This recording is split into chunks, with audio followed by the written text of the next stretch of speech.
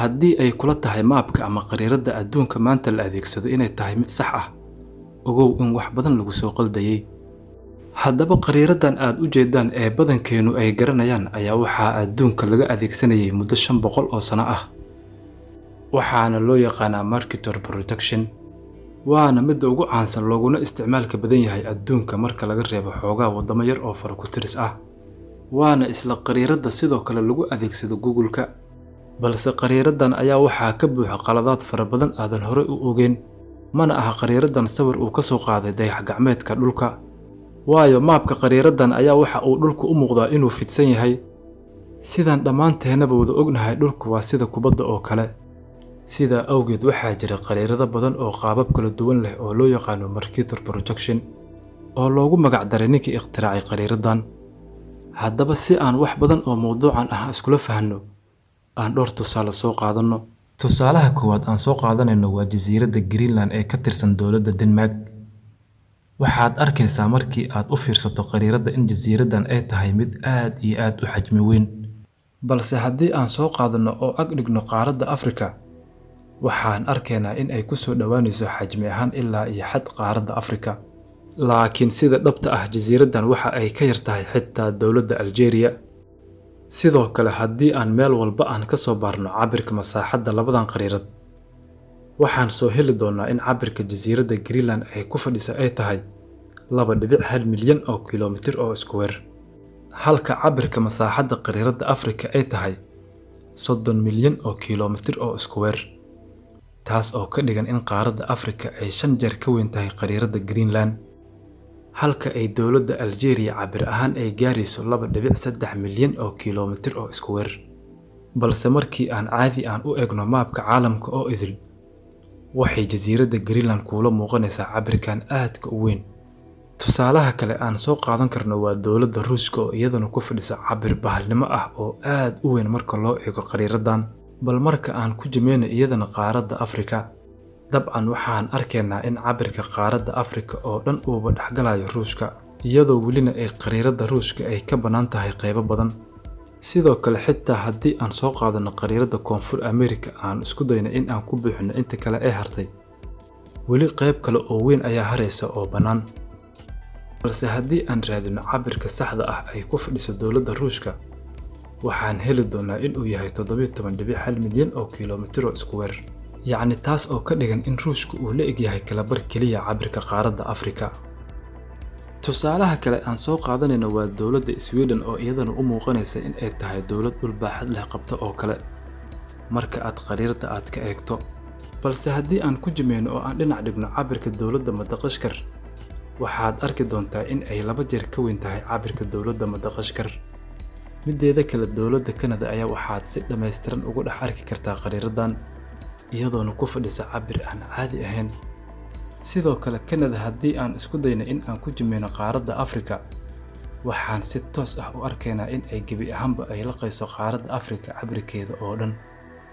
balse ma ogtahay cabirka masaaxadda Canada ay ku fadhisa ee dhabta ah uu yahay 9.9 milyan oo kiiloomitir oo iskuweer, waxayna la eg tahay 3 meelood hal meel oo keliya marka qaaradda Afrika cabirkeeda saxda ah lala barbar dhigo. intaa keliya maaha qaladaadka aan dhammaadka lahayn ee ku jira qariiradan. waxaad ka dhex heli kartaa dabcan dowlad kasta oo adduunka ah. hadda ma aaminaysaa in Mexico ay ka weyn tahay Alaska? runtii caalamka intiisa badan dalalka sidaas ayaa loo siray, gaar ahaan Afrika, Latin America iyo Asia.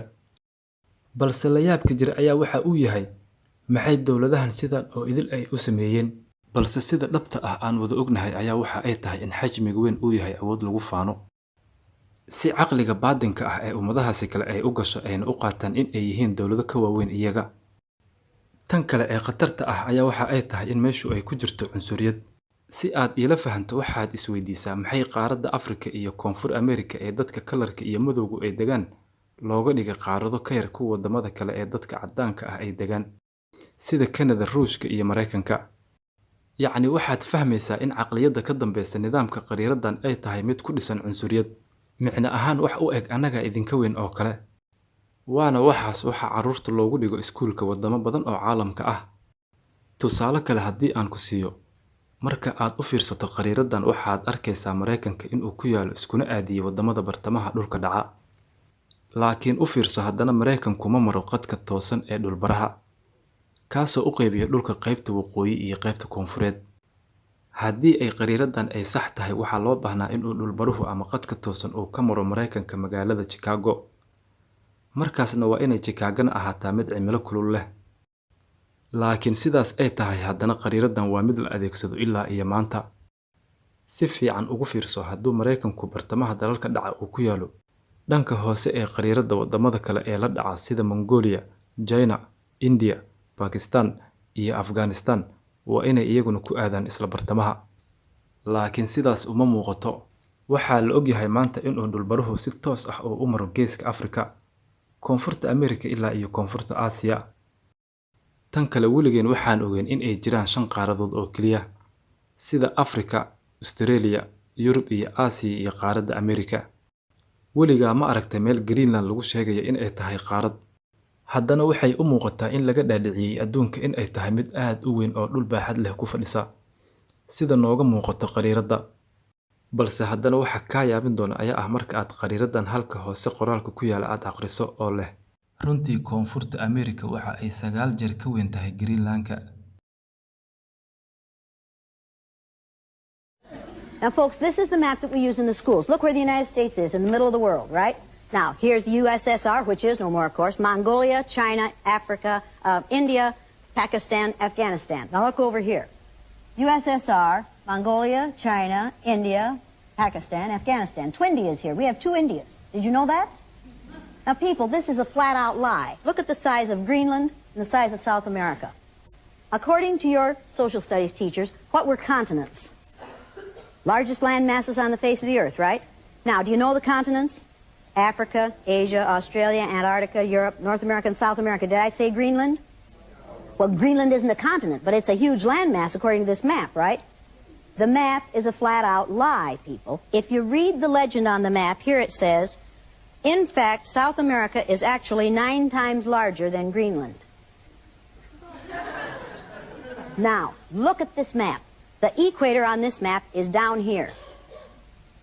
All the white countries are larger than they should be, and all the countries of people of color are smaller than they should be. This is a visual image that teaches children a lie.